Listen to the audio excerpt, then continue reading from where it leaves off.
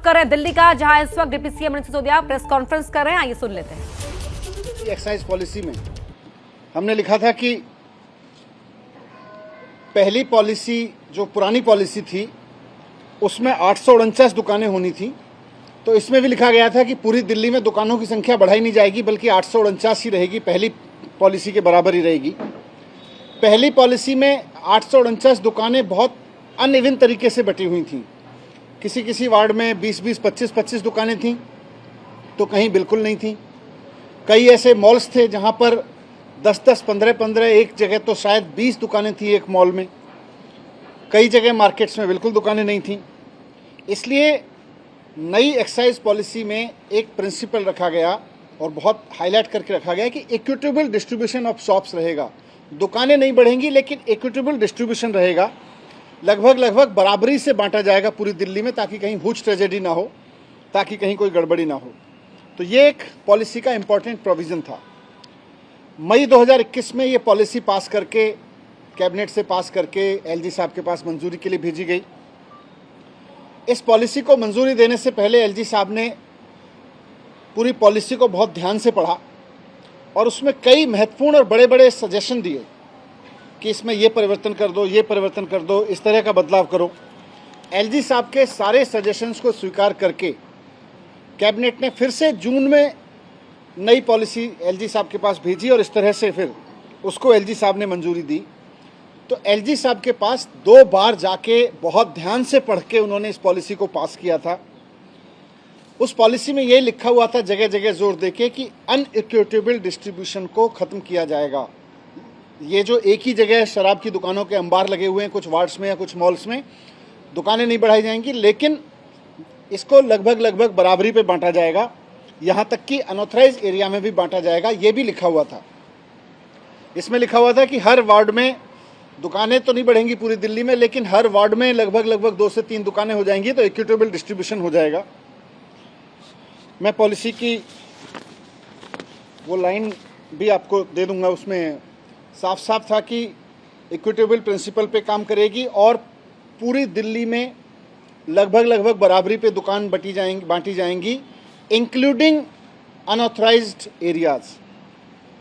तो जब ये एलजी साहब ने बहुत सारे सजेशन और दिए पॉलिसी में चेंज करने के और बहुत ध्यान से पॉलिसी पढ़ी थी, उस समय न तो एलजी साहब ने आपत्ति की कि अनऑथराइज एरियाज में शराब की दुकानें नहीं खुलनी चाहिए, ना उसका बदलाव, ना उन्होंने कोई आपत्ति की, ना उसमें कोई बदलाव का सुझाव दिया, बल्कि मंजूरी दी।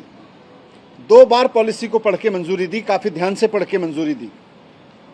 और जब एलजी साहब से मंजूर करा के उस पॉलिसी के तहत टेंडर किए गए और सरकार के अनुमान से लाइसेंसीज ने 25% ऊपर रख के लाइसेंस लिए, तो जब दुकानें खोलने की फाइलें एलजी साहब के पास गई तो वहाँ एलजी साहब ने अपना स्टैंड चेंज किया। पहले जब पॉलिसी में गया कि अनऑथराइज कॉलोनी में भी दुकानें खुलेंगी, इक्विटेबल डिस्ट्रीब्यूशन होगा, उस समय एलजी साहब ने कोई ऑब्जेक्शन नहीं किया। पॉलिसी पास की, सारे रूल्स पास किए, सब कुछ पास किया। लेकिन जब दुकानें खुलने की फाइल एलजी साहब के पास पहुंची तो वहां पर एलजी ऑफिस में कुछ बदलाव हुआ। एलजी ऑफिस ने अपना निर्णय बदला। यहीं पे इसकी सारी जड़ है कि किस तरह से नुकसान हुआ। आपको जानकारी के लिए बता दूं कि ये दुकानें खुलने के प्रस्ताव नवंबर के महीने में एलजी साहब के पास पहुंचे, क्योंकि 17 नवंबर से दुकानें खुलनी थीं। नवंबर के पहले हफ्ते में एलजी साहब के पास प्रस्ताव भेजे गए। 17 नवंबर से दुकानें खुलनी थीं, इंक्लूडिंग अनऑथराइज एरियाज। तो एलजी साहब ने उस समय 15 नवंबर को, यानी ठीक 2 दिन पहले, एक नई शर्त लगा दी कि अनऑथराइज एरिया में दुकानें खोलने के लिए डीडीए और एमसीडी की मंजूरी ले लीजिए। पहले जब पॉलिसी पढ़ी थी तब नहीं लगाई, उनके सुझावों पे पॉलिसी दोबारा पास होके गई तब नहीं लगाई, बल्कि ये भी आपकी जानकारी में होना चाहिए और बहुत ज़रूरी है जानना कि अनऑथराइज एरिया में एक्साइज पॉलिसी के तहत दुकानें खुलती रही हैं दिल्ली में, हमेशा दुकानें खुलती रही हैं, हर साल खुलती रही हैं और एलजी साहब की मंजूरी से खुलती रही हैं। 2015 से मैं देख रहा हूं, मैंने उससे पहले की भी फाइलें देखी हैं, 2015 से भी पहले 10 साल की फाइलें देखी हैं। हर साल एलजी साहब के पास अनऑथराइज एरिया में दुकानें खुलने की फाइल जाती थी और एलजी साहब उसको अप्रूव करते थे।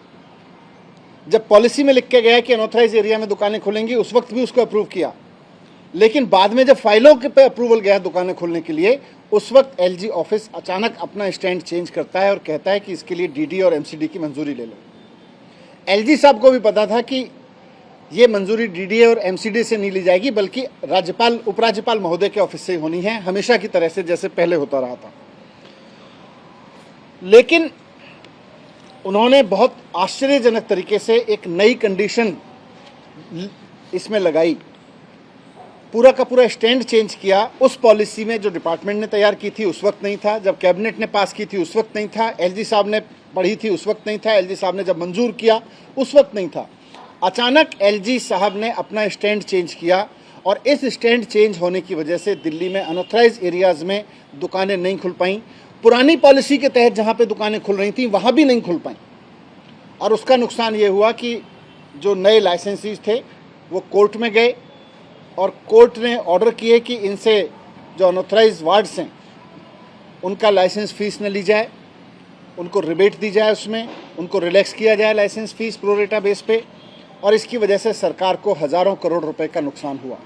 ये पूरा इंसिडेंस आपके सामने इसलिए रखा क्योंकि नई एक्साइज पॉलिसी जो सरकार ने बनाई थी उससे सरकार को बहुत फ़ायदा होने वाला था, लेकिन उसके उलट सरकार को के राजस्व को नुकसान पहुंचा, हज़ारों करोड़ रुपए का नुकसान पहुंचा क्योंकि एलजी साहब ने अपना निर्णय बदला, बिना कैबिनेट से डिस्कस किए बदला, बिना सरकार से पूछे बदला और उन्होंने बदल के उसको लागू करने के लिए ऑर्डर किए, जिसकी वजह से दुकानें नहीं खुल पाईं और लगातार नुकसान हुआ। अब इसमें सबसे इम्पॉर्टेंट चीज़ ये है समझने वाली कि जब एलजी साहब ने ये बिना कैबिनेट से डिस्कस किए, बिना सरकार से डिस्कस किए अपना निर्णय बदला और पहले से मंजूर, अपने से ही मंजूर पॉलिसी को अपने ही लेवल पे बदलने की कोशिश की, और जब दुकानें नहीं खुल पाईं तो कुछ लोगों की तो दुकानें नहीं खुल पाईं लेकिन कुछ की खुल गईं, और जिन लोगों की खुली, क्योंकि दिल्ली में तो पहले ऐसे शराब बिक रही थी, जिन लोगों की दुकानें खुली उनको करोड़ों रुपए का फ़ायदा हुआ, हज़ारों करोड़ रुपए का फ़ायदा हुआ। जिन लोगों को अनऑथराइज एरिया में दुकानें खोलने का लाइसेंस मिला था उनकी नहीं खुली, और जिनको अनऑथराइज एरिया में मिला था उनकी दुकानें खुल गईं। इससे जानबूझ के उनको फ़ायदा पहुंचाया गया ताकि कुछ वेंडर्स को फ़ायदा पहुंचे और कुछ को नुकसान पहुंचे।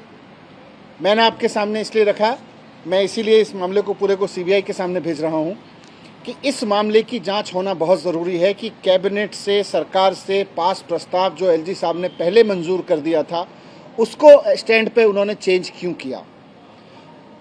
वर्षों से पुरानी पॉलिसी में भी जिस तरह से दुकानें अनऑथराइज एरिया में एलजी ऑफिस से मंजूर होती आई थीं, अचानक एलजी ऑफिस ने तो दिल्ली के डिप्टी सीएम और साथ ही आबकारी मंत्री मनीष सिसोदिया को आप सुन रहे थे। यहाँ पर पूरे एक्साइज पॉलिसी को लेकर जो पूरा विवाद है उस पर ये बड़ा खुलासा करने को लेकर ट्वीट किया था और अब वही प्रेस कॉन्फ्रेंस कर रहे थे मनीष सिसोदिया। जैसे ही घड़ी का काटा दोपहर 2:30 पे आए, बबीता जी का दिल सास बहू साजिश के लिए मचल जाए।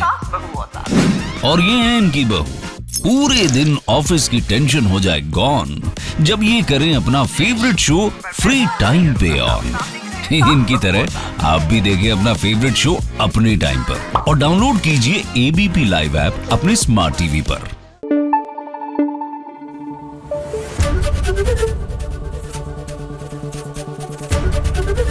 एबीपी न्यूज आपको रखे आगे।